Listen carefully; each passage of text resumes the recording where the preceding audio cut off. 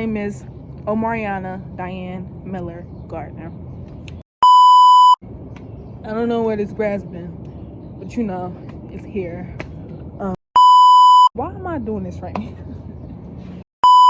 You see me like, I'm never ill to say what's up, like. Okay, let's get back on the topic. So, chapter 1 of my life. My name is Omariana. Yeah. Right now we just in here. This is my bear, Mr. Quacks. I'm 17. Do not judge me. There's really nothing really to talk about. My life has been a hellscape, but starting my life with God. Well, I've been starting my life with God. It's just that things have been getting so hectic. It's like the end of the world is coming. I just finished my sermon. I just finished my sermon this morning. I like to do my sermons in the morning so that I can get closer to God and understand things more. And yeah, so as far as my story, we're gonna start from the beginning. Don't look at this. This is not mine. Start from the beginning. When I was a child, let's move this outside, should we? We'll go outside. So this is the back of my grandmother's daycare. My mom's daycare. We call her Mama. And what I said, this is the story of my life. Chapter 1 is going to be the background story. So growing up as a child, my mother was a crack addict, a drug addict, but you know, she did crack and all this stuff. And my mom was mentally, emotionally unavailable.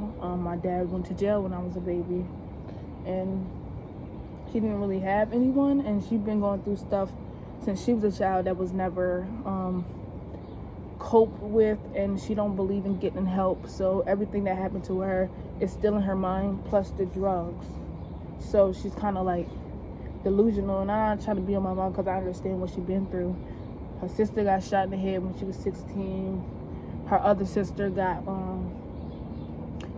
died, and all this other stuff. And her mother, she didn't have a mother, so to expect her to be the greatest mother is something that's like impossible, because she didn't have that.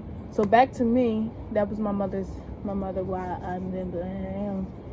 When I was 9, I got taken away from my mother and then lived with a couple of family members, but I was too, my sister said I was entitled, but I was really just like a young girl, and I really loved people and I really want to help, but because of the emotionally unavailable of my mom, like my sister said, she was never home, and I never really got that attention. I was trying to please my mother, so I became with all that stuff going on, nobody really listened to me.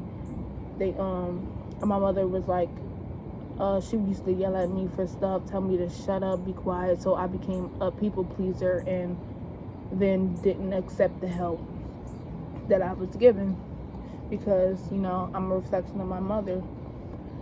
And with that being said, I reflected off my mother and not reflected my mother, although I look just like her, but you know what I mean.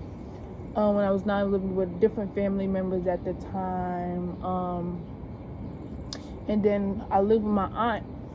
And this this is kind of funny, but like sad as in time. I was living with my aunt and I didn't want to be there, so I kept putting my hand on the stove and burning myself and saying that she burnt me. That's what my mom said I was doing. I don't remember that, but I remember putting my hand on the stove. I don't know, and then getting butter and all that. I don't remember all that, but that's what my mom said. I just remember the burnt part. So my aunt put me in foster care. What in the world? Sorry, I think I was hearing stuff. So with that being said, I was put in foster care. And first foster home, I was living with my sister. It didn't work out. I was too bad, I guess. I was acting bad and I wasn't like my best. So once the thing is, once I left that place, I was admitted into a mental hospital, a psych ward basically, and I lived there for like a couple weeks, I was just getting used to it.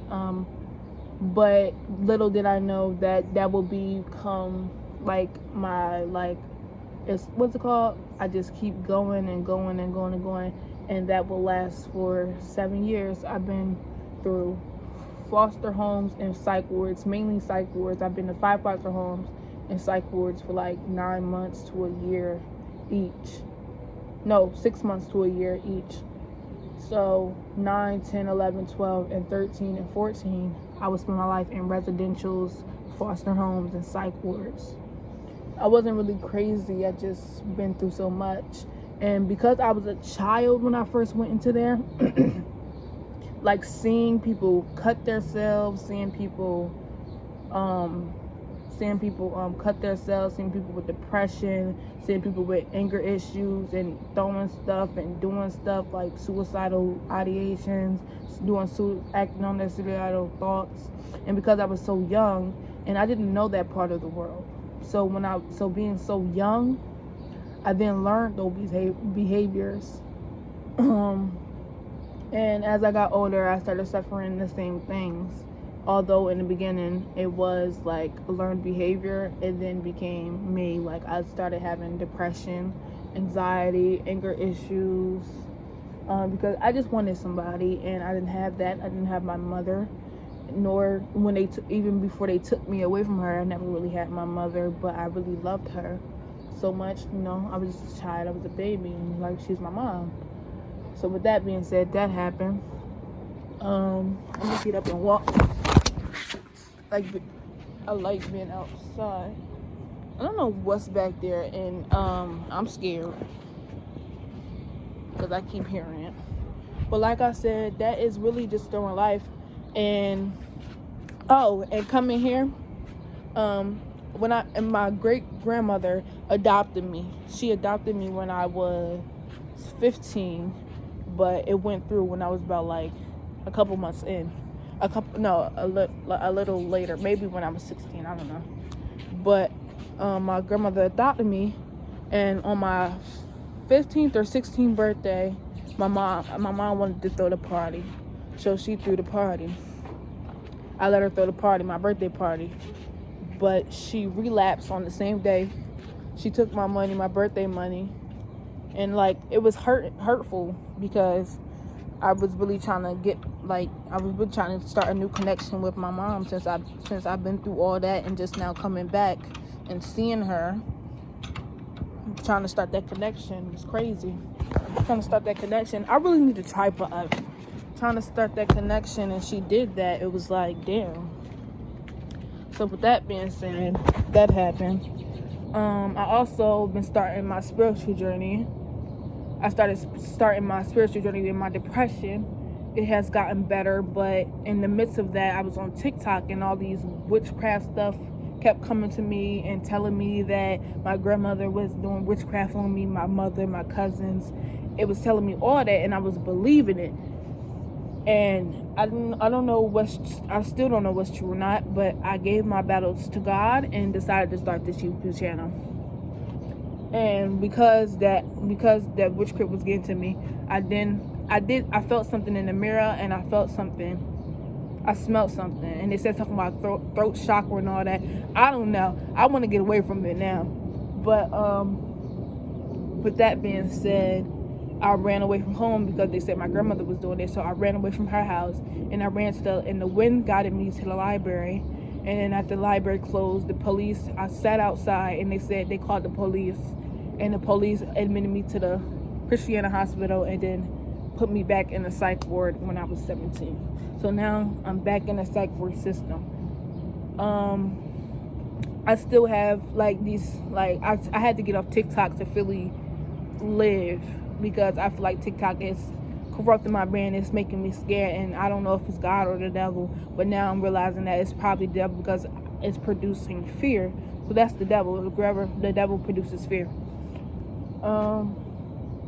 I'm very free. Like, I'm very well, like, you see me, like, I'm never ill to say what's up, like, not just when, that's Nicki Minaj, like, I'm never too ill to say what's up, like, if you know, you know, if you're a barb, you're a barb, if you're not,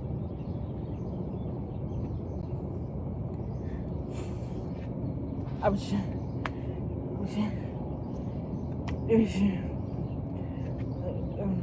Anyways, yeah. So that's like really just a background story, and that's really gonna be my first chapter of my life. My name is Omariana Diane Miller Gardner. Look me up on Instagram. My Instagram is Gen Z. Why am I doing this right now? But I can't wait to edit this joint. Okay, let's get back on the topic. So yeah, that's my story of my life. I love to be outside with nature.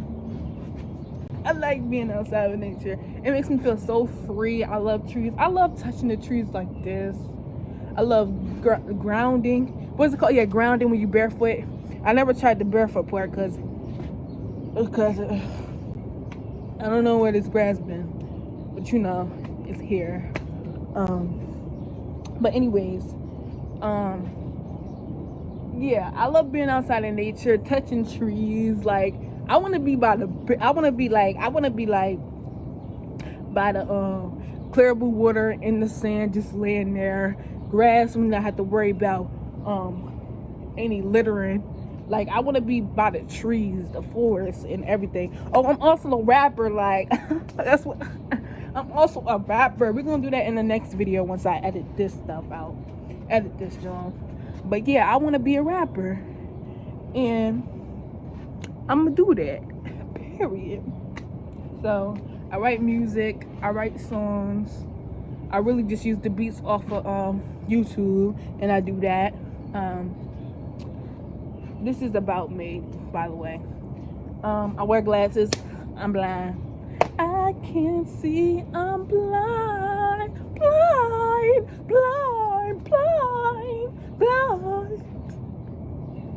All right. You ain't ready for that? You ain't ready for this? You ain't ready for this? You ain't ready for this? You ain't ready for this? I'm not gonna post that. I'm not gonna post that. Okay, that's it for today. Oh, and I'm gonna do like a day in the life for me too. So let me introduce you to my family. Wait, so this is my mama's house. The kids are downstairs at daycare. I'm about to go show you my children. My children. Good morning. Good morning. Good morning. All right. What's up? What's up, Tater? Hey. Can't really show the kids, but I got me some cereal, some berry pebbles. You know I'm bumping.